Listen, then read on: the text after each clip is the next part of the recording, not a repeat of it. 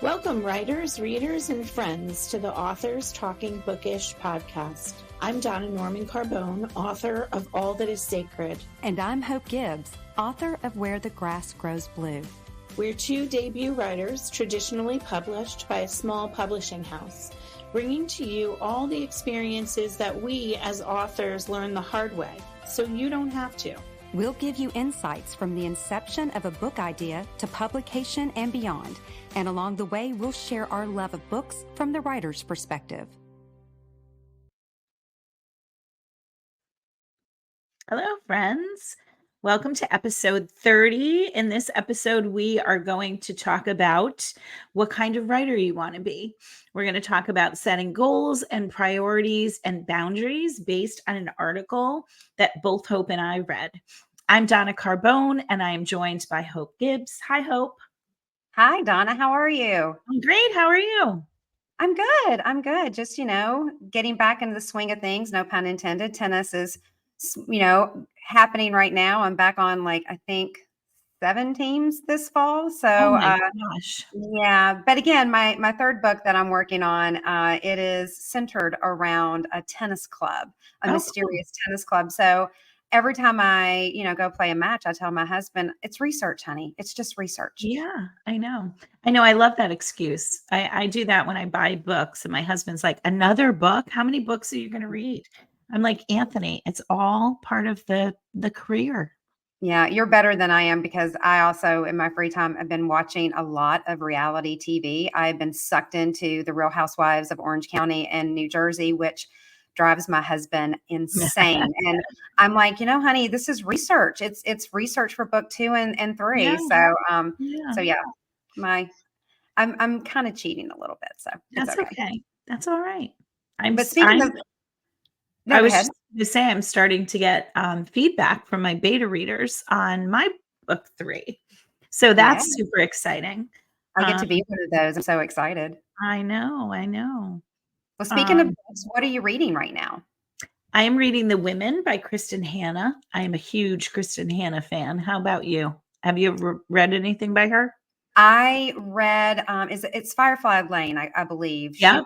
I read that one. And then I know I read one more. Did you read The Nightingale?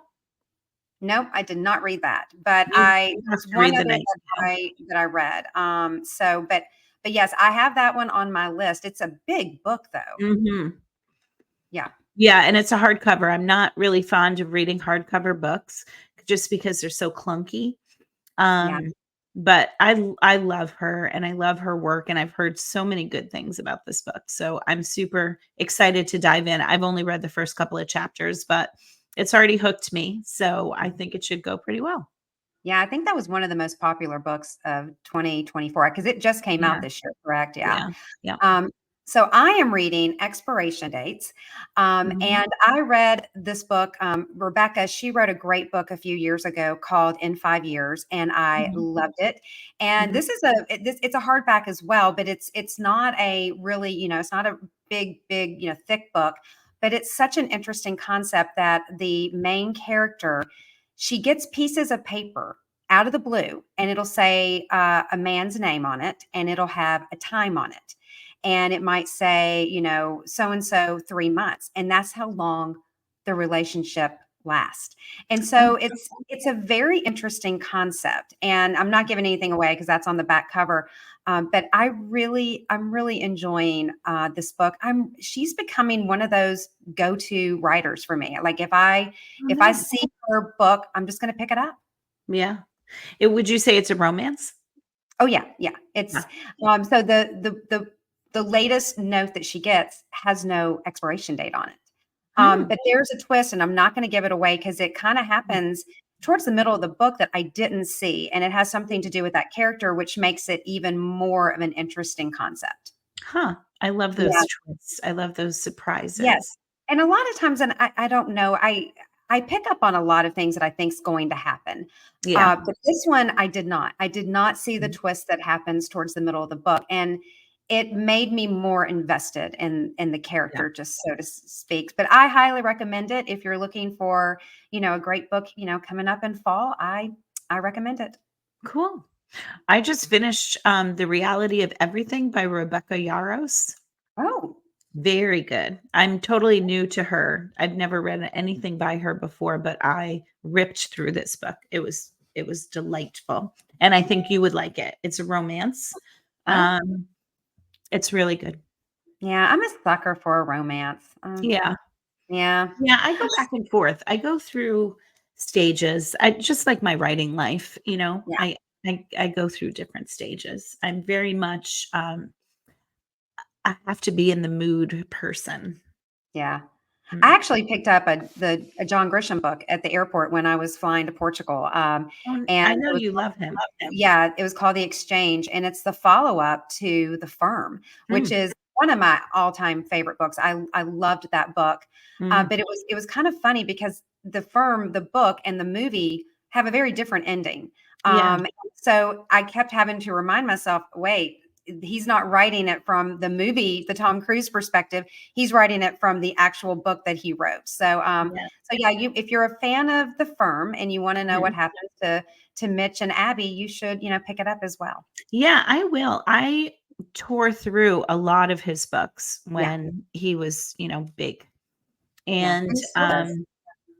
yeah, I just with writers like that who write about the same subject matter over and over again, I just get a little tired of that. So I need to kind of distance myself, but then I can come back and enjoy it again later. Yeah, I'm a creature. I don't like change. So when I Yeah. find something that I. I'm just like, oh, yeah, Yeah. So let's talk. Speaking of writers, Yeah. let's talk about our subject. So, what is this episode about? As you said earlier. So we stumbled upon an article, and in it asked the question, what kind of writer you want to be. It's an article that was published in Writer's Digest in August. It's called Protecting Authors' Privacy: The Cost of Marketing Our Own Books. And it's written by an author. Her name is Rea Frey. Um, I just thought it was such a thought provoking article, and it resonated so much with me that I wanted to talk about it. And so I sent it to Hope and I was like, have you read this? You need to read this. And so we started chatting about it and thought it would make a good podcast. And small world, I have met this author in person. There was an event in Nashville called Writers Fest, and she was, hosting one of the panels. And I've also met her at a book event at a local bookstore. She was, interviewing another author, and she's an amazing person. And she Mhm. writes multiple genres. She doesn't just write one genre, and she can put out a book in 6 months. She is so fast. She is very she's dedicated, and she knows her business. And Yeah. I when you sent it to me, I was like, I've met her a couple of times. Mm. And when I read the article, I wish I had read this article 2 years ago, Mm. because it really explores what it's like to be an author today versus back in the golden years, where Yeah. authors really didn't have to do a lot of promoting before there was this wonderful thing called social media. Yeah. Yeah. Yeah, I love how she starts off the article and she starts talking about when a writer wanted to be a writer, they wrote a book, Mhm. and that it was a very elusive career. Oftentimes, we didn't know much about the writer at all. And sometimes writers were reclusive and didn't give us anything, Yeah, didn't do a tour, didn't do anything. yeah, But right. And in it, there's like a longing, longing sense for the ability to write a book and kind of stay in your lane mhm, instead of having to be everything. And yeah, she uses the metaphor as a game mhm, to describe what authors have to do today yeah. to get some feedback on their, get traction for their book. One part of the article that I love, and I'm going to read it, is she says that, as she's talking about what we put out there, she said, Mhm. we are only as good as our numbers, not our stories. We are only as valuable as our followers, not our creativity. We're only as successful as our last book sales, not how much readers love it. We are measured by list sales bestseller status, not raw talent and drive. Over the last 20 years, I've realized the more I reach, the more I share, the emptier I feel. So I thought that was really interesting, that quote. And she had another quote as well. And, she's talking about, I love this quote where she says, how is our engagement? What is our newsletter open rate? How many books have we sold? Do we have a podcast? And these are interesting things. Now, I'm not saying you shouldn't do these things, and I'm saying a lot of these things are wonderful, but today we want to talk about what kind of writer, what kind of author do you want to be? What is going to be your limit? And this is something I wish I had asked like I said, I wish I had asked myself these things 2 or 3 years ago. Yeah. Yeah, I totally agree. I feel like as now a second time author, the first time I just embraced everything Yeah. because I didn't know. I was excited to get my book out there. I didn't know what was going to work, what wasn't going to work. I felt like I had to do everything. And I find with the second book, I'm scaling back. I'm pulling back on certain things and investing my money differently. We talked about that in a previous episode. I am investing my time differently. I'm putting my time into things that are going to help really market my book. Yeah. Yeah. Again, you and I came into this about the same time, and I used you as a gauge, and I think you used me as well. We were trying to figure it out together.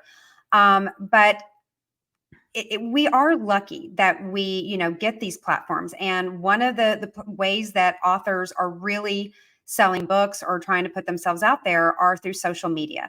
I am active on Facebook, more active on Instagram. I tried TikTok. It just really wasn't for me. I just didn't get a lot of traction. But a lot of authors have found huge success and sales by doing TikTok. And I know that you do TikTok, Donna. Can you tell us a little bit about what do you set boundaries for yourself on social media? I know that I set on Instagram, like if I'm I try to do Instagram, like, a little bit about my book, but also me as a person, because I can't just keep saying, buy my book. This is my book. This is my book. This is my book. That would be, it'd be kind of boring. And so I let people in on like a vacation I go to, except I don't post until I come back. What about you? What is your experience with social media, and what kind of boundaries have you set? Well, I too am on Facebook and Instagram. And as you mentioned, I do TikTok. There are people who put out 2, 3 TikToks a day who Yeah. are just, I mean, they have the followers to warrant that. I do not have as many followers as they have, but I'm also not willing to put out 2 and 3 TikToks a day. If I could put out 2 TikToks a week, I'm happy. Yeah. In terms of Instagram, I used to feel like I had to post 7 times a week. I posted every single day. And now I've pulled back. I post like 3 to 5 times a week on Instagram. Because I have the second book, I think, like you're at a place where you're kind of leveling off with, putting your book out there. I'm still trying to sell my book. But with All That Is Sacred, I decided, you know what, I'm going to do a year and try to really push the book hard and then just kind of let it do its thing. And I do Facebook ads to try to get it out there. So I have leveled off a little bit with Instagram. Yeah. Facebook, I don't post very actively on there. Like I'll post on there because it's linked up to my Instagram. Unless I find an article like this that I, want other writers to read. Yeah. And another way of engaging the audience is actually in person. There's no better way of connecting with a reader than, being at a book event, meaning it could be a book fair or a festival. It could be a library event. It could be a speaking engagement. And it could be a book signing. And, some publishers will even send you out on a book tour or, because Donna and I are both with small presses. what kind of whatever we do, we set it up ourselves. I mean, Right. our publisher is great with getting our book out and handling, the editing and all of those things, but actual promotion, that is on us. And so those are questions you're going to have to ask yourself. I mean, are you comfortable being, a public speaker? Are you comfortable being in crowds? And those are things that, you need to ask yourself. Are you willing to travel to, hundreds of miles to do an event? So Donna, what kind of boundaries did you set for yourself, and what kind of opportunities did you say yes to? And the ones that you're like, I'm gonna pass on this one. Yeah. So far I have not gone out of state to promote my book. I pretty much stay within Connecticut. As I've mentioned before, I find that festivals and fairs are where I sell the most books. So I put my time and energy this time around into those. I'm also starting to do, different kinds of media. Like I reached out to a radio station and I was just on a local radio broadcast, and that was like so much fun. I reached out to a television station. They do like a morning show, so I will be on that as well. So I'm thinking in terms of what's going to get my book the best traction. Yeah. Yeah. So I wrote a blog a couple of months ago. You can find it on my website, and it's called The Power of Yes. I'm embracing the power of saying yes to things. And in it, I kind of said, I was a mother of 5 for, 2 decades, and my vocabulary consisted so much of saying the word no.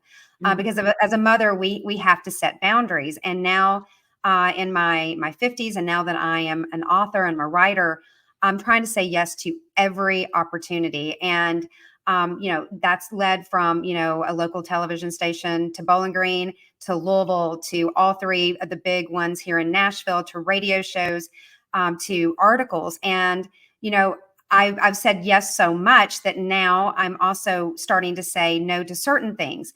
But you don't have to say yes to everything, but realize that just saying yes to one opportunity can also, lead to bigger and better things. So also know your boundaries though. If you don't want to be on television, if that's something that scares you, then don't do that. You need to be comfortable with who you are. It's your brand. You may have a book with a publisher, but it's still you at the end of the day.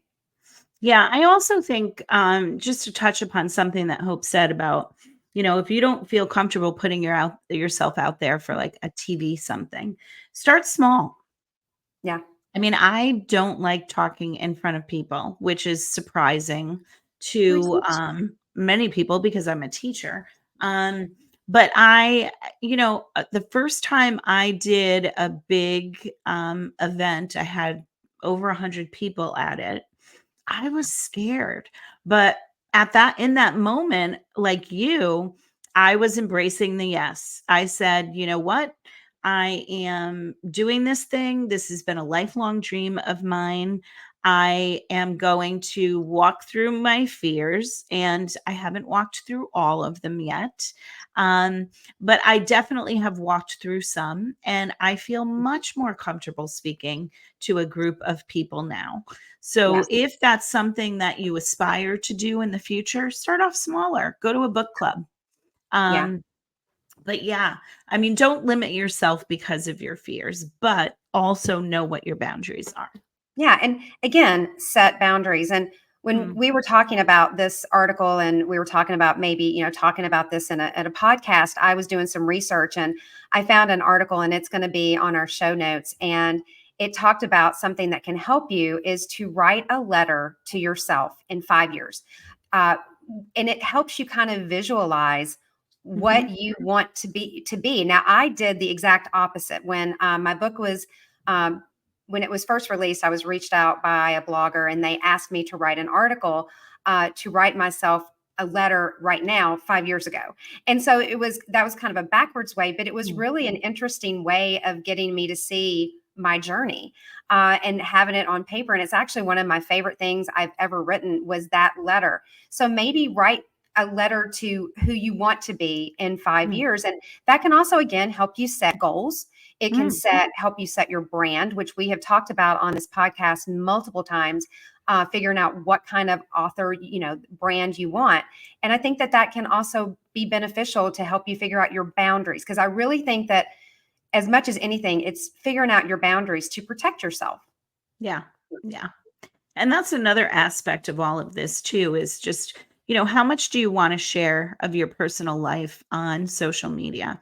I think you need to think about that as someone who either wants to be an author, a new author. Um, if you're not comfortable sharing your children, you don't have to share your children. You do what makes you comfortable. And think about those things. Be Yeah. mindful of the things that you choose to share and choose not to.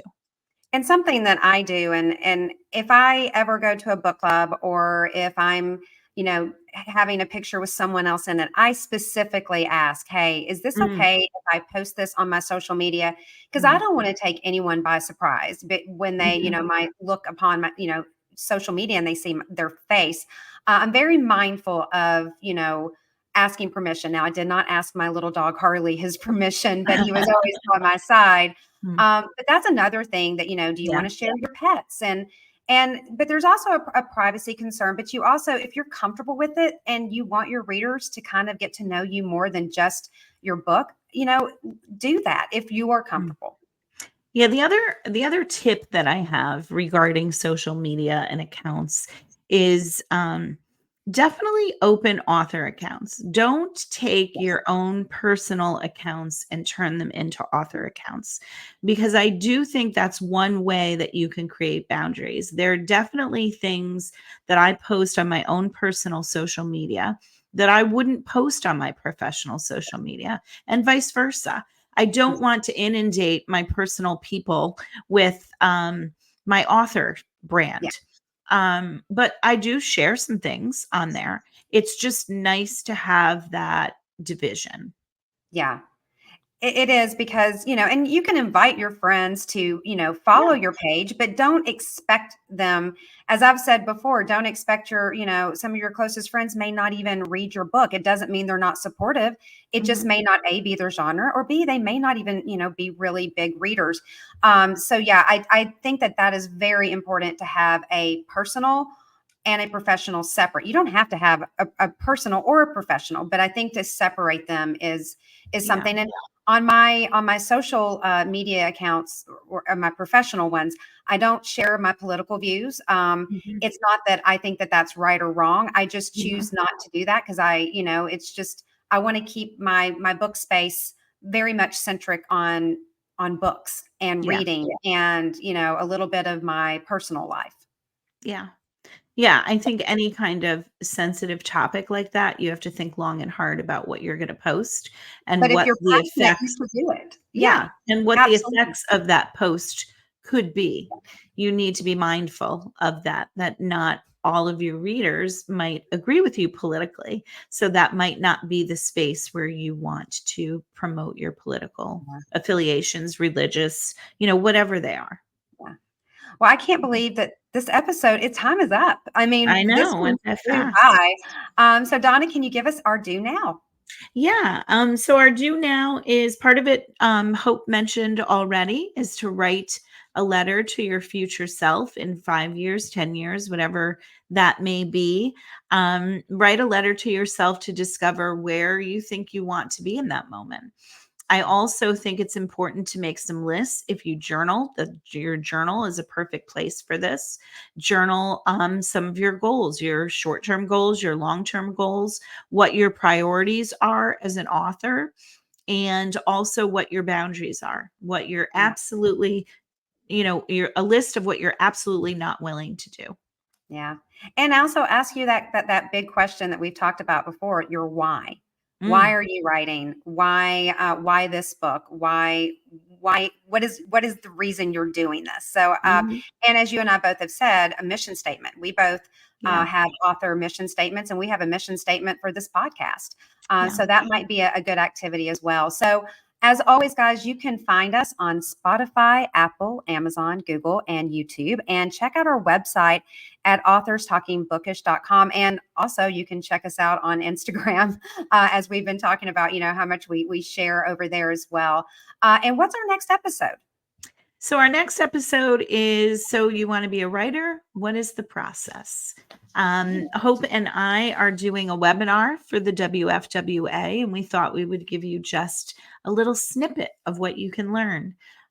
So if you're not a member of the WFWA and you write women's fiction, I would go out and join, because you can attend these webinars as members. Yeah, and those WFWA webinars, and I'm not just saying this because we're doing one. Yeah, they were essential for me when I was trying to find a publisher. And it's such a wonderful community of, build your writing community. I wish I had that community 4 or 5 years ago when I started on this journey, and I am so grateful to have that community. Ditto. So, okay, everyone. Until next time. Thanks so much. Bye. Thank you for joining us today. I'm Hope Gibbs. And I'm Donna Norman Carbone. It's time for you to get to work. We look forward to seeing you in 2 weeks with another tip from your author friends.